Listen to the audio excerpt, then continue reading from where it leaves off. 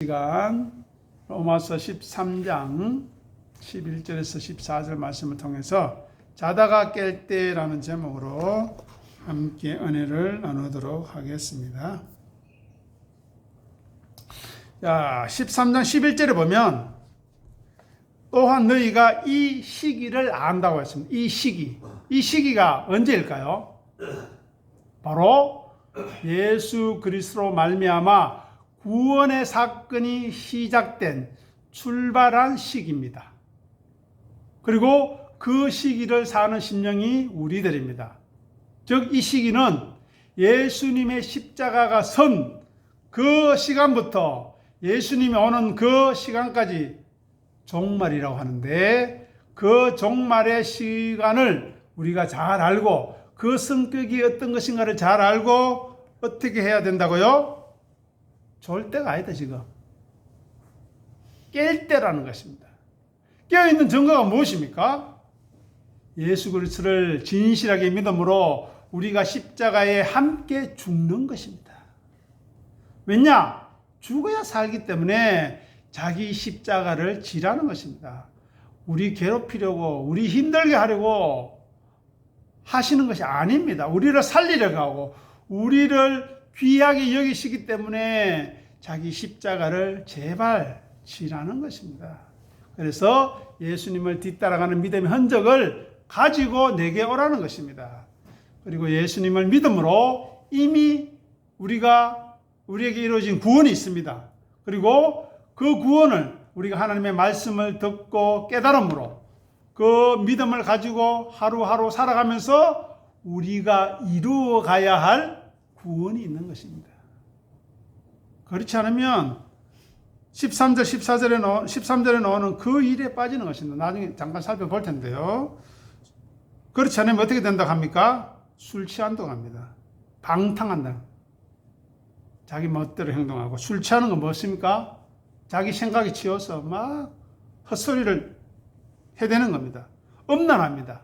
하나님 말고 말씀 말고 엉뚱한 데 관심 가집니다. 호색합니다. 그런 데 찾아다닙니다. 어디 돈 많은 데 어디 있노? 내가 좋아하는 거 어디 있노? 찾아다닙니다. 다툽니다. 왜 다툽니까? 마음에 안 들기 때문에. 자기가 진리에 서 있는지 안 서 있는지 생각하지 않고 막 다툽니다. 시기합니다. 왜 시기합니까? 내가 풍성한 것, 내가 넉넉한 것, 내가 예수를 믿는 것이 무슨 의미인 줄 모르기 때문에 시기하는 것입니다. 그러니 우리는 자기를 부인하고 자기 십자가를 지고 가는 그 가치가 얼마나 소중한 것인지, 내게 100만 원, 1000만 원, 1억, 10억 있는 것보다 더 소중한 가치 있다는 것을 생각해야 합니다. 자, 요한복음 12장 25절, 26절 읽어보겠습니다. 자기의 생명을 사랑하는 자는 잃어버릴 것이요, 이 세상에서 자기의 생명을 미워하는 자는 영생하도록 보존하리라. 사람이 나를 섬기려면 나를 따르라. 나 있는 곳에 나를 섬기는 자도 거기 있으리니 사람이 나를 섬기면 내 아버지께서 그를 귀히 여기시리라. 아멘. 이 약속을 받은 사람이 우리입니다. 자, 보십시오. 여기 보면 잃어버릴 생명이 있다고 합니다. 잃어버릴 생명. 무엇일까요? 현세적이고 육체적이고 눈에 보이는 것으로 자기의 힘을 삼는 사람입니다. 자기 중심적인 생각에 빠져 사는 사람입니다. 그것은 잃어버릴 것이고 잠시 뿌릴 것이라는 것입니다. 고집 피워보십시오. 100년 가겠습니까? 잘 먹어보십시오. 얼만큼 오래 살겠습니까? 요즘에는 못 먹어서 병드는 것이 아니라 많이 먹어서 과잉 영양 때문에 병이 온다고 합니다. 그렇게 죄에 물들고 이기적으로 자기밖에 모르는 그 자아는 사랑해봐야 그 자아와 함께 잃어버리게 된다. 멸망하게 된다고 합니다. 그런데 다음에 영생하도록 보존될 생명이 있다고 합니다. 어떻게 해요? 하나님께서 기억해 주시는 생명, 하나님께서 기뻐하시는 생명, 하나님께서 사랑하시는 생명, 그리하여 하나님께 속한 영원하고 참된 생명을 소유하고 믿음으로 살아가는 사람, 그 생명은 내가 영생하도록 보존해 해야 하겠다는 것입니다. 눈에 보이는 세상의 가치가 무엇입니까? 우리의 모습 보십시오. 10대, 20대 그 청춘은 다 어디 갔습니까? 그러면 그때는 좋고 지금은 나쁩니까? 아니죠. 지금이 훨씬 더 좋아야 합니다. 지금이 믿음이 더욱 성숙하고 여유가 있고, 그죠? 만나고 보고 싶고 이야기를 나누고 싶고 그런 사람이 돼야 되는데 거꾸로 되면 어떻게 되겠습니까? 그것이 바로 눈에 보이는 세상을 가치에 따라 산 사람의 증거입니다. 세상의 욕망을 따라서 자기 중심적인 삶을 추구하고 집착한 마치 죽지 않을 것처럼 교만하고 거만하고 오만하게 사는 삶이 바로 자기 생명을 사랑하는 겁니다. 결국은 그들은 참된 생명을 놓치게 될 것입니다. 아니, 놓치고 있는데도 지금 모르고 있습니다. 그러니 우리는 자기 중심적인 삶을 포기하고 내려놓을 줄 알아야 합니다. 그것이 복입니다. 그것이 생명입니다. 그래서 예수님이 자기를 부인해라 제발. 고집 좀 피우지 말아라. 내 말 좀 들어라. 말씀하시는 겁니다. 그래서 자기를 비우고 낮추면 어떻게 될까요? 거기에 은혜가 머물게 되고 거기에 진리의 말씀이 역사하게 됩니다. 그래서 자기 중심적인 삶을 배척하고 스스로 미워하게 되면 이 생명 말고 또 다른 생명이 예수님께서 보여주셨네.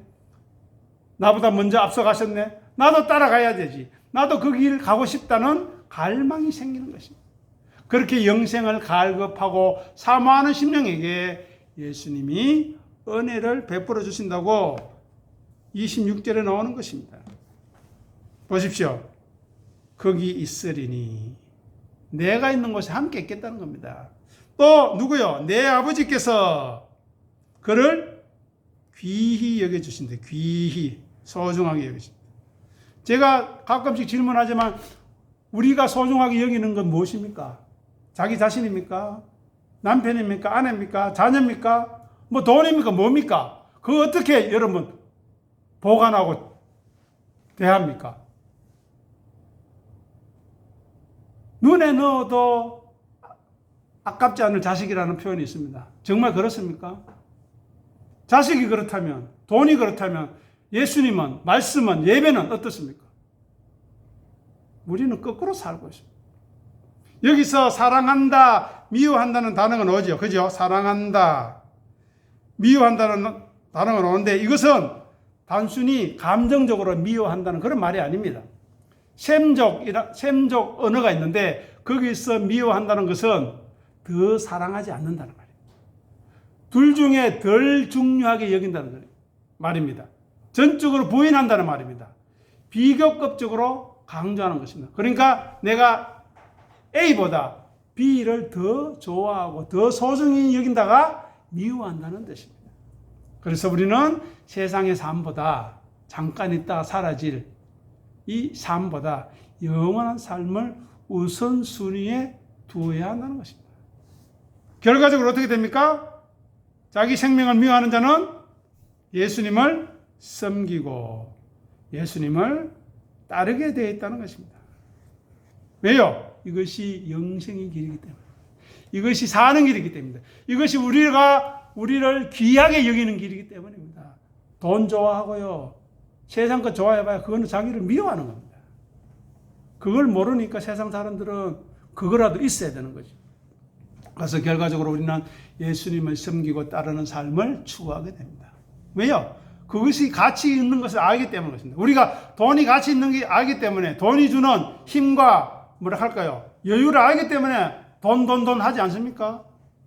그런데 왜 우리는 말씀, 예배, 진리, 예수 하지 않습니까? 무엇이 더 중요한지, 무엇이 더 가치가 있는지를 생각하고 그것을 선택하는 것이 사랑하는 겁니다. 그래서 예수님께서 십자가에 죽으시고 부활 성천하셨어요. 하나님 아버지께로 돌아가신 그 영광의 자리, 하나님 우편의 자리, 우리도 그 자리에 부르시려고 어떻게 하라고요? 나를 따르라 말씀하시는 겁니다. 제발 나를 따라오너라. 따라라. 그래야 너희들이 산다. 나와 함께 있을 수 있다니까. 내 아버지께서 귀히 여겨주신다니까 라고 간절하게 말씀하시는 것입니다. 예수님과 함께 할 수 있는 은혜를 주시는 것, 그것이 천국이요 하나님 나라요. 그것이 하나님의 영광과 안식을 우리에게 나눠주시고자 자기를 버리신 것입니다. 우리 그렇게 할 수 있겠습니까? 원수를 위해서, 내가 미워 죽겠는 사람을 위해서, 꼴보기 싫은 사람을 위해서 내 목숨을 바쳐서 그 사람을 생명으로 인도할 수 있겠습니까? 천만에요. 우리는 죽어도 그래 뭐합니다. 그렇게 못하기 때문에 예수님이 우리를 위해서 죽어주셨다니까요. 너희들도 미워하고 싶고 욕하고 싶고 화내고 싶지만 그것보다 내가 원수를 사랑한 것, 그 가치가 무엇인 걸 알고 그렇게 사랑하지 못하는 너희를 알고 십자가 앞에, 예배 앞에 기도로 무릎 꿇으라는 겁니다.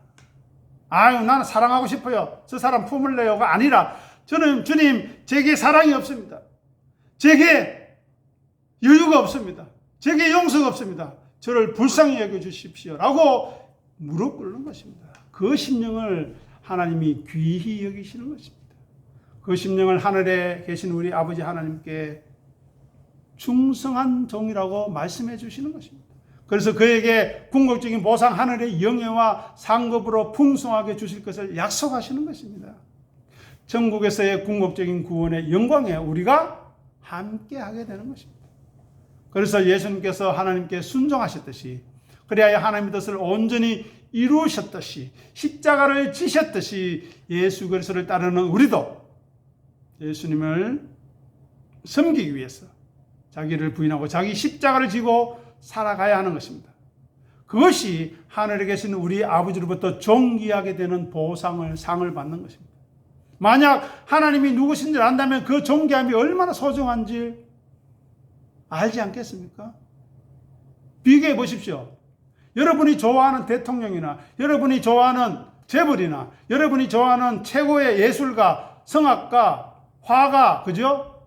그 사람들이 여러분을 귀히 여기서 명절 때마다 막 세상에서 가장 좋은 음식 보내주고 차 보내주고 그렇게 귀히 여긴다 해보십시오. 얼마나 뿌듯하겠습니까? 아, 내가 어떻게 저런 분으로부터 이런 사랑을 받지? 생각하실 것인데 왜 하나님이 귀히 여겨주시겠다고 하시는데, 예수님을 섬기고 따르면 그렇게 해주시겠다 하는데 왜 거기에 대한 가치를 모르고 살아가는가 하는 것입니다. 예수님의 십자가의 죽음의 이유와 가치를 우리가 안다면 우리도 그 길을 걸어가게 되는 것입니다. 그리하여 부활의 영광에 참여하게 되는 것입니다. 우리는 예수님의 제자입니까? 우리는 예수님의 양입니까? 그러면 예수님의 말씀을, 음성을 듣고 따라야 하는 것입니다. 자기를 부인하고 자기 십자가를 질 수 있어야 합니다. 자기를 비우고 낮추는 자기 미움의 삶을 살 수 있어야 합니다. 그 속에 영생을 낳는 미랄의 죽음이 포함되어 있는 것입니다. 그것이 예수님과 함께 하는 것입니다. 그래서 예수님의 고난과 죽음을 통한 영광과 생명이 기독교 신앙의 가장 핵심적인 역설이라는 것을 놓치지 마시기 바랍니다. 자, 계시록 16장 15절 좀 깨어 있어야 한다는 이야기가 나오는데요. 자, 읽어보겠습니다. 보라, 내가 도둑같이 오리니 누구든지 깨어 자기 옷을 지켜 벌거벗고 다니지 아니하며 자기의 부끄러움을 보이지 아니하는 자는 복이 있도다. 아멘. 여기에 깨어라는 말이 나오지요. 오늘 본문 11절에도 나옵니다. 자다가 깰 때다. 졸지 마라. 우리에게 이야기합니다. 예수님께서 언제 오실지 그 재림의 시기와 때는 우리가 알 수 없습니다. 또 우리의 죽음의 때조차도 우리는 모릅니다. 그죠? 그런데 우리는 어떻게 해요? 깨어 있어야 합니다. 깨어 있어야 합니다. 졸면 안 됩니다. 항상 깨어 준비해야 합니다. 시기에 대한 관심보다 예수님이 언제 왔을까? 그때 내가 좀 실컷 놀다가 그때 가서 내가 예수 믿던가 하나님 환영해야지가 아니고 어떻게 준비되어 있는가 하는 것입니다. 제가 늘 예를 들잖아요. 우리가 지금 이 예배를 마치고 교회를 나가는 순간 예수님이 나를 부를 때 아멘 주 예수여 어서 오시옵소서 라고 고백하고 그분의 손을 붙들 수 있겠는가 하는 것입니다. 이거 안 되는데요. 나 준비 안 됐는데요. 큰일 났는데요. 진짜 말 그대로 큰일 나는 거예요. 여기서 자기 옷은 무엇일까요? 자기 옷. 바로 빛나고 깨끗한 세마포 옷. 계시록 19장 8절에 있는 성도의 옳은 행실. 믿음의 주가 되시는 예수 그리스도를 섬기고 따르는 행실, 행위. 자기를 부인하고 자기 십자가를 지고 예수님만 따르는 삶, 그것이 자기 옷입니다. 이 옷을 입지 않는 사람은 어떻게 된다고요? 부끄럽게 될 것이다. 나중에 부끄러워 어떡할래? 지금은 멀쩡한 것 같고 지금은 아무것도 아닌 것 같죠. 예수님의 빛이 비치면 바퀴벌레처럼 도망가게 될지. 아 주님 저에게 믿음 주셔서 감사합니다. 은혜 주셔서 감사합니다. 왜 이제 오십니까? 라고 달려갈지 확신할 수 있습니까? 예수님의 제자와 양은 자기 옷을 지키는 사람입니다. 자기 믿음의 정체성을 잃지 않는 사람입니다. 그리고 자기 삶 속에 예수님의 고난의 흔적이 남아 있습니다. 사도 바울처럼 나는 내 몸에 예수 그리스도의 흔적이 있다고 고백하는 사람입니다. 그리고 끝까지 믿음을 지키고 충성하는 사람입니다. 주인이 볼 때 충성하는 거 좋죠. 그런데 주인이 없을 때, 왕이 떠났을 때도, 왕이 없을 때도 충성하는지 우리에게 보시기 위해서 우리에게 믿음을 주신 것입니다. 그래서 우리를 부르시고 선택하신 하늘의 우리 아버지, 그 이름이 거룩하게 여기지도록, 그의 나라가 올 수 있도록, 그의 뜻이 이루어질 수 있도록 우리를 비우고 낮추어야 합니다. 오직 은혜만 나타나도록, 하나님의 하나님 되심만 드러나도록 우리는 우리를 내려놓아야 하는 것입니다. 그래야 사도 바울처럼 나의 나된 것은 오직 하나님의 은혜임을 깊이 고백하는 믿음의 사람이 되어야 합니다. 그래서 그 빛나고 깨끗한 세마포 옷은요, 옛날에 고대 왕족 제사장들이 입던 고가의 옷입니다. 허들의 옷이 아닙니다. 그래서 존귀함과 거룩함과 정결함을 의미합니다. 또 빛나고 깨끗하다고 합니다. 우리가 아무리 깨끗하게 빨아 입어도 빛납니까? 아니죠. 이것은 세상의 옷이 아니라는 겁니다. 믿음의 옷이라는 것입니다. 그리고 영광스럽고 순결하여 흠이 없는 상태가 빛나고 깨끗한 것입니다. 그래야 예수 그리스도의 모든 죄와 예수 그리스도의 구속함으로 말미암아 우리의 모든 죄와 더러움이 씻겨진 최종적인 구원의 상태를 의미합니다. 그래서 그 옷을 계시록 19장 8절에 보면 18절에 보면 허락했다고 허락했다. 즉 신부의 능력으로 얻은 것이 아니라 하나님으로부터 은혜로 주어지고 부여받은 것입니다. 그래서 구원과 구원의 자격은 하나님의 은혜와 선물인 것을 성경은 계속해서 강조하는 것입니다. 오늘 본문이 12절 보시기 바랍니다.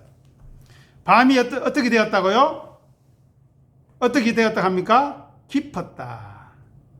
그러니 어둠의 일을 어떻게 하자고요? 벗어버리자 이야기하는 것입니다. 어둠의 일이 무엇일까요? 제가 앞서 설명드렸던 것처럼 13절 보십시오. 방탕한 것, 술 취하는 것, 음란한 것, 호색하는 것, 다투는 것, 시기하는 것이 어둠의 일입니다. 개인적이고 집단적인 일탈을 이야기합니다. 이러한 것들을 조장하고 부추기고 거기에 빠져 있으면서도 허우적대면서 그렇게 살아가는 것입니다. 현재의 시대는 권위적이고 극단적인 이기주의와 인종주의가 설치고 있는 시대입니다. 하나님 없이 인간 중심으로, 돈과 권력 중심으로, 자기 중심으로 돌아가는 것이 이 세상이고, 안타깝게도 교회에 나와서 예배하는 우리의 어리석은 모습이기도 합니다. 어둠과 악의 세력이 여전히 세상을 지배하는 흔적입니다. 우리를 혼돈으로 몰아넣으려고 합니다. 제대로 믿고 있는지, 내가 제대로 알고 있는지 헷갈리게 만들어버립니다. 그런데 이 밤이 깊다고 할지라도, 어둠의 일이 아무리 많다고 할지라도 시작이 있으면 끝이 있는 것이 세상의 한계입니다. 세상의 것과 세상의 일은 영원하지 않습니다. 일시적이고 잠시 있다 사라지는 것입니다. 그래서 우리에게 무엇을 요구합니까? 12절 보십시오. 빛의 갑옷을 어떻게 하자고요? 입자.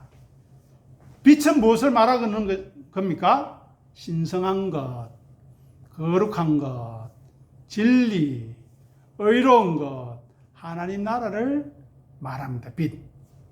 갑옷은 무엇입니까? 무기 아닙니까? 그죠? 자기를 방하는 무기. 즉, 우리의 신앙생활이, 우리의 타락한 피가 흐르는 이 육체 가운데 사는 동안 밤에 속한 죄와 악의 세력을 우리가 대항해야 한다. 소극적으로 있으면 안 됩니다. 예수님을 섬기고 따르는 일에 부지런하여 열심을 품어야 합니다. 치열한 영적 전쟁을 시사하는 것이 이 갑옷인 것입니다. 그래서 이 빛의 갑옷의 가장 궁극적인 실체는 누구이십니까? 우리 주님 예수 그리스도이십니다. 그분이 하나님의 뜻에 순종하고 하나님의 영광을 나타내는 자기 비움의 모범을 우리에게 보여주셨습니다. 그래서 우리가 예수님과 함께 그 뒤를 따라가면 어떻게 될까요? 우리도 예수님처럼 섬김과 비움과 낮춤의 삶을 살 수 있습니다. 그 속에서 위로를 받고 안식을 얻고 기쁨을 누리고 감사하게 되는 삶을 하게 되는 것입니다. 그리고 생명을 해코지하고 생명을 해치는 것이 아니라 생명을 세우고 살리는 일에 우리를 헌신하게 되는 것입니다. 그래서 삶의 전체의 의복, 방어 수단으로 삼는 것을 의미하는 것이 바로 갑옷입니다. 그래서 성결한 거룩한 삶으로 이끄는 구체적인 변화와 순종이 여기에 포함되어 있습니다.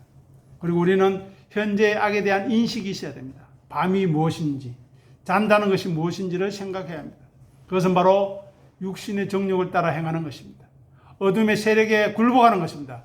죄와 악에 따라서 하나님처럼 자기 욕심과 자기 경험, 자기의 욕정을 따라 살아가는 것입니다. 그것으로 사단마귀 드는 성도들을 공격합니다. 믿음에서 멀어지게 하고 말씀에 무관심하게 만듭니다. 말씀 들어도 뭐 별 것 없고 안 들어도 별 것 없네. 아 그래? 그러면 뭐 나는 내 하고 싶은 거 소사로 가야지, 시집 장가 가야지, 밭에 가야지 그래 되는 겁니다. 하지만 우리는 악에 대항하기 위해서 무장이 필수적이라는 거죠. 어떻게 해요? 말씀으로 진리로 무장해야 합니다. 우리는 진리의 말씀을 가까이 해야 합니다. 묵상하고 상고해야 합니다. 되씹어야 합니다. 자기 것으로 만들어야 해요. 우리가 음식을 먹을 때 입안에서 치아로 꼭꼭 씹지 않으면 소화가 잘 되지 않듯이 우리는 말씀을 되씹고 되씹어서 자기의 것으로 만들어야 합니다. 과연 이 뜻이 무슨 뜻입니까? 주님 알게 해주십시오. 스가랴 선지자처럼 천사가 이야기하니까 이게 무슨 뜻인지 아느냐 모르겠습니다. 말씀해 주십시오. 그럼 설명해주고 이게 무슨 뜻인지 아느냐 모르겠습니다. 또 설명해주고 한번 스가랴 한번 보십시오. 그런 스가랴의 질문과 천사의 대답으로 계속 이어지고 있습니다. 우리는 말씀이신 예수 그리스도가 우리 안에 역사하실 수 있도록 우리 자리를 내어 주어야 하겠습니다. 그리고 시간의 긴박성을 우리는 가지고 있어야 합니다. 아직 죽을 때 멀었다. 아직 여유 있다. 나 돈 많다. 건강하다. 이게 아니고 사도 바울의 고백처럼 나는 날마다 죽노라는 자기 부인의 삶을 견지하고 그 위에 굳건히 서 있어야 합니다. 죽음이 나를 어찌하지 못하는 그 믿음의 삶. 그것이 바로 하나님께서 우리에게 주신 믿음이라는 것입니다. 그래서 언제 어떤 일이 일어날 수 없는 흑암 속에서도 무지 가운데 있다 할지라도 늘 준비된 삶을 지향함으로 아멘 주 예수여 오시옵소서라는 고백, 그리고 내가 진실로 속히 오리라는 그 말씀이 우리에게 위로가 되고 은혜가 되는 귀한 축복이 우리에게 넘치기를 바라고 자다가 깰 때가 되었습니다. 네. 세상은 우리를 피곤하게 하고 우리를 힘들게 해서